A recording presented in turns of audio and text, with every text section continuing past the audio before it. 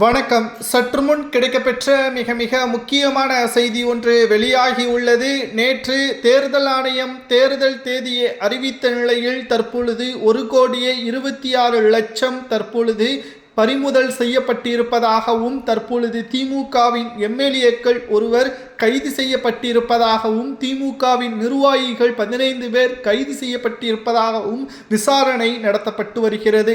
உரிய ஆவணங்கள் இல்லாமல் இருந்தால் நிச்சயம் கைது நடவடிக்கை உறுதி செய்யப்பட்டு வழக்கு தொடரப்படும். இது ஆளும் கட்சியான திமுகவிற்கு மிகப்பெரிய ஒரு சிக்கலை ஏற்படுத்தும் என்ற தகவல் தற்பொழுது கிடைக்கப்பெற்றுள்ளது. முதல் நாளிலேயே அதிரடி சோதனையாக 1,26,00,000 தற்பொழுது பறிமுதல் செய்யப்பட்டு இருப்பதாக தமிழக தேர்தல் அதிகாரி அர்ச்சனா பட்நாயக் அவர்கள் தற்பொழுது தகவல்களை இன்று வெளியிட்டுள்ளார். தேர்தல் தேதி அறிவித்த 24 மணி நேரத்திலேயே தற்பொழுது திமுக பணப்பட்டுவாடாவை செய்ய தொடங்கிவிட்டது. இதற்கு முன்னால் எத்தனை கோடிகள் தொகுதிகளில் இறக்கப்பட்டதோ என்று தெரியவில்லை. ஆனால் நேற்று மட்டும் 1,26,00,000 தற்பொழுது பறிமுதல் செய்யப்பட்டுள்ளது.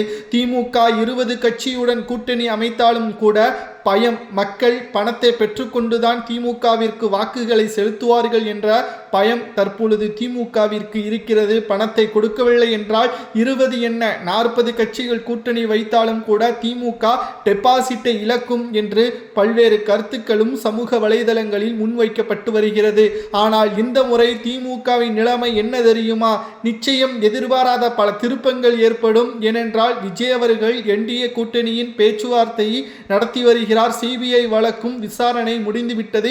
பாஜக உதவி செய்ததாகவும் கூறப்படுகிறது. மேலும் நன்றிக்காக விஜய் அவர்கள் இந்த முறை முதல் முறையாக கூட்டணி உறுதி செய்வார் என்றும் கூறப்படுகிறது. 80 தொகுதிகள், ஒரு துணை முதல்வர் பதவி என்ற தகவலும் தற்பொழுது கிடைக்கப்பெற்றுள்ளது. திமுகவின் நிலைமை என்ன தெரியுமா? 2026 சட்டசபை தேர்தலில் திராவிட முன்னேற்ற கழகம் மிகப்பெரிய ஒரு தோல்வியை தழுவும். அதற்கு காரணம் திமுகவின் அமைச்சர்கள் தான் என்றும் கூறப்படுகிறது. தேர்தல் ஆணைய விதிமுறைகளின்படி தற்பொழுது 50,000 ரூபாய்க்கு மேல் பொதுவெளியில் கொண்டு செல்லக்கூடாது, பரிசு பொருட்கள் கொண்டு செல்லக்கூடாது, மதுபானங்கள் வாகனங்களில் எடுத்து செல்லக்கூடாது என்ற தேர்தல் விதிமுறைகள் இருக்கக்கூடிய காரணத்தினால் தற்பொழுது ஸ்டாலின் அவர்களது அரசு வாகனங்கள், குறிப்பாக அரசு ஊழியர்கள் தேர்தல் பிரச்சாரத்திற்கு செல்ல கூடாது என்பதையும் தேர்தல் ஆணையம் கூறியுள்ளது. மேலும் பறிமுதல் செய்யப்பட்ட அந்த 1,26,00,000 முதல் நாளில் மட்டும் கைப்பற்றப்பட்டுள்ளது. அந்த பணத்தை என்ன செய்யலாம், தலைமை தேர்தல் ஆணையம் இந்த பணத்தை என்ன செய்ய போகிறது என்பதை அடுத்த வீடியோவில் நாம் முழுமையாக பார்க்கத்தான் போகிறோம்.